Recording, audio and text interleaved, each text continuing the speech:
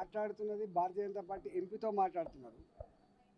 Bharatiya Janata party ఒక ప్రజాస్వామికమైన party. Bharatiya Janata పార్టీకి straight fight తప్ప స్ట్రీట్ ఫైట్ ఉండదు. భారతీయ జనతా పార్టీ అని చేస్తే నేరుగా చేస్తారు తప్ప ఈ కుట్రలు కుతంత్రాలతో కూడిన రాజకీయాలు చేయదు. అందువల్ల ఎవరో బయట వాళ్ళు ఏదేదో మాట్లాడితే మమ్మల్ని వచ్చి నిజమా అబద్ధం అని అడగడం అనేది మంచిది కాదు. అది కానీ ఒక్కటి మాత్రం సత్యం ఏంటంటే ఈ మధ్య కాలంలో తెలంగాణ సమాజంలో వచ్చిన పెనుమార్పు ఏంటంటే 10 ఏళ్ల కాలంలో కేసీఆర్ నమ్మి ఓటేసిన కర్మాన్ని నట్టేట్లా ముంచిండు. 10 నెలలకే రేవంత్ రెడ్డి సర్కారు కూడా మమ్మల్ని ముంచింది, నిండా ముంచింది. ఇక లాభం లేదు, వీళ్ళకిద్దరికి ఓటు వేయద్దు, ఓటు వేయాల్సింది మాత్రం బీజేపీకి అనేటువంటి భావన స్పష్టంగా ఉంది. రెండవది, పక్క రాష్ట్రం ఆంధ్రప్రదేశ్ రాష్ట్రం కేంద్రంలో ఉన్న నరేంద్ర మోడీ గారి అండదండలతో శరవేగంగా దూసుకుపోతున్నప్పుడు ఇంత గొప్ప రాష్ట్రం ఒక తెలంగాణ విలువెలబోతున్నటువంటి భావనతో తెలంగాణ కుమిలిపోతున్నారు.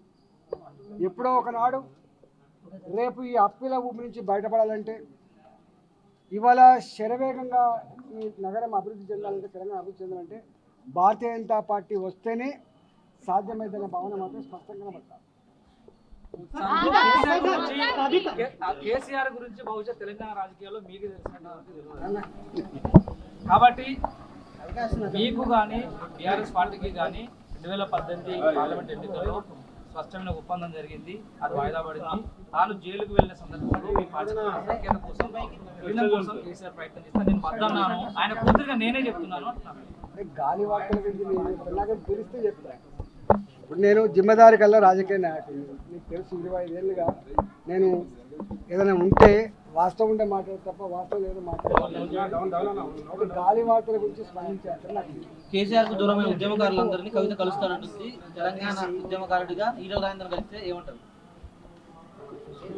కలవడం అంటే రాజకీయ నాయకులు కలవడం నేరం కాదు. అది ఏ పార్టీలలో ఉండని, ఏ రాజకీయాలు ఉండని, నాయకుల మధ్య మాట్లాడుకొని ఇనుపకంచెలు వేసింది వాళ్ళ డాడీ, నాన్న వేసింది. నాయకుల ఫోన్లను ట్యాపింగ్లో పెట్టడం, కుటుంబ సభ్యుల ఫోన్ కూడా ట్యాప్ చేయడం, ఒకరి దావతలకు ఒకరు పోకుండా ఉండడం, ప్రతిపక్ష పార్టీల నాయకుల పలకరించడం వేయడం అనేటువంటి కల్చర్ని నేర్పింది కేసీఆర్ గారు. దాన్ని కొనసాగిస్తున్నాడు రేవంత్ రెడ్డి.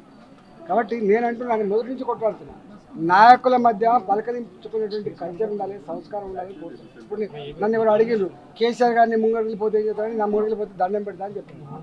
సంస్కారం.